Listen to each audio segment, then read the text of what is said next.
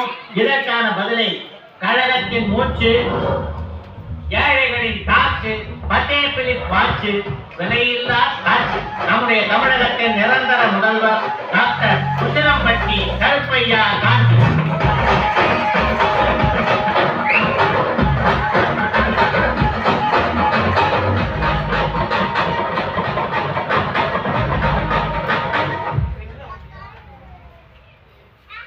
பேரவை தலைவர் அவர்களே, நிறைய நைட்டு எனக்கு தூக்கமே வராது.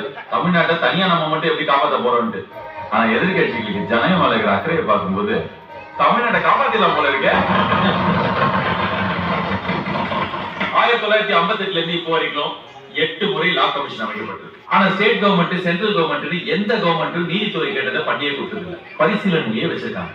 ஏன் குட்கா வெட்டது, கிட்னி தின்னது, போராட்டத்தை சுட்டது, லாக்கப்ல சேர்த்ததுன்னு இங்க இருக்கிற நம்ம ஆளுங்க 234 பேர்ல 170 பேர் மேல கேஸ் இருக்கு.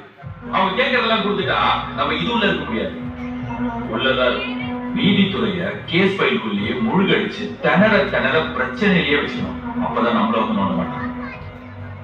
பொதுமக்கள் தான் முக்கியமா இல்ல நம்ம பவர்ல இருக்கிறது முக்கியமா?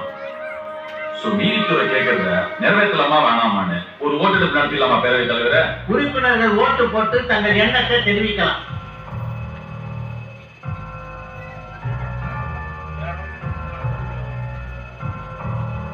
இருநூத்தி 33க்கு 1.